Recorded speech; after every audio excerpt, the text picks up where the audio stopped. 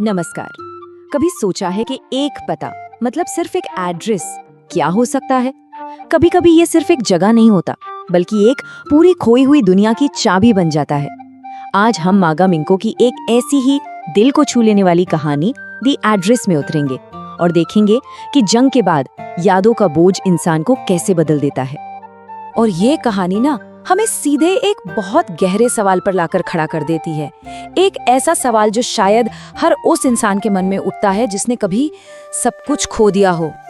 तो कहानी का जो मेन कैरेक्टर है वो एक बेटी है। जंग खत्म हो चुकी है और वो हॉलैंड वापस लौटती है। उसके पास बस एक ही चीज है, एक पता जो उसकी माँ ने उसे दिया था। और ये पता मार्कोनी स्ट्रीट नंबर 46। ये सिर्फ कोई गली या मकान नंबर नहीं है, ये एक उम्मीद का सिंबल है। ये उस जिंदगी से जुड़ा है जो जंग में पूरी तरह तबाह हो गई थी। तो बस इसी एक पते के सहारे हमारी नरेटर पहुंचती है अपने अतीत का दरवाजा खटखटाने। लेकिन सवाल ये है कि क्या वो दरवाजा खुलेगा भी?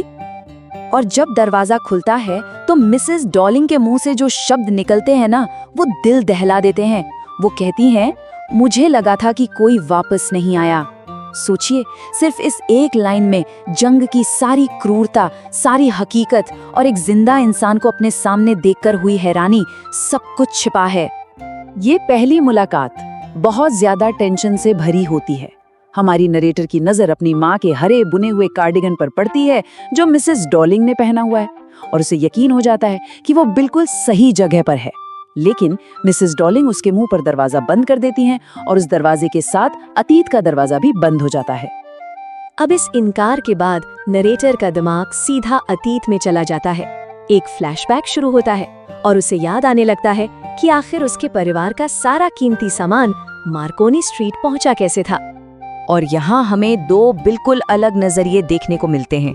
एक तरफ है माँ का अपनी पुरानी जान पहचान वाली पर भोला सा भरोसा। उन्हें लगता है वो मेरी सारी अच्छी चीजों को बचाना चाहती है। और दूसरी तरफ है बेटी का शक जो वो कभी जाहिर नहीं कर पाई। वो मन ही मन सोचती थी, हर बार जब ये यहाँ से जाती हैं तो अपने साथ कुछ ना कुछ ले जाती हैं। और क्या क्या था वो सामान? एंटीक प्लेटें थीं, घर की चांदी की छुरी कांटे थे, बड़े बड़े फूलदान, क्रॉकरी, मतलब घर की सबसे कीमती चीजें। और इन सबको सूटकेसों में भर भर कर ले जाया जा रहा था। वजह ये थी कि इन्हें सेफ रखना था। खैर, पहली नाकाम कोशिश के बाद भी हमारी नरेटर हिम्मत नहीं हारती। वो दोबारा जाने का फैसला करती है और इस बार मिसेस डॉर्लिंग की बेटी दरवाजा खोलती है और उसे घर के अंदर आने देती है। वो अंदर कदम रखती है और उसके मन में एक अजीब सा ख्याल आता है। मैं एक ऐसे कमरे में थी जिसे मैं जानती भी थी और नहीं भी जानती थी। ये लाइन उस गहरे सदमे को दिखाती है। अपनेपन की जो भावना होती है ना, उसके खो जाने का एहसास कराती है। वो चारों तरफ देखती है, वही ऊनी मेजपोश, वही हनुक्का कैंडल होल्डर, वही प्यूटर की प्लेट, चांदी की छुली कांटे, सब कुछ जाना पहचाना था। लेकिन उस घर के अजीब से सीलन भरे माहौल में ये सारी अपनी चीजें भी एकदम पराई लग रही थीं। और बस यहीं उस कमरे में कहानी अपने इमोशनल पीक पे पहुंच जाती है। नरेटर को अचानक एक एहसास होता है। उसे समझ आता है कि ये चीजें अब उसकी प्यारी यादें नहीं रहीं। अपने घर से दूर, अपने लोगों से दूर, ये अब सिर्फ बेजान सामान है, एक बोझ है। और इस एहसास के बाद वो एक पल भी वहां नहीं रुकती। वो अचानक वहां से निकल जाती है और जैसे जैसे वो उस घर से दूर जाती है, उसके दिमाग में एक सोच चलने लगती है, एक ऐसा फैसला जो सब कुछ बदल देने वाला है। तो सवाल उठता है कि वो उन चीजों को पीछे क्यों छोड़ देती है। इसका जवाब सीधा सा है। उसे ये समझ आ जाता है कि उस अजीब जगह पर उन चीजों की अब कोई कीमत नहीं।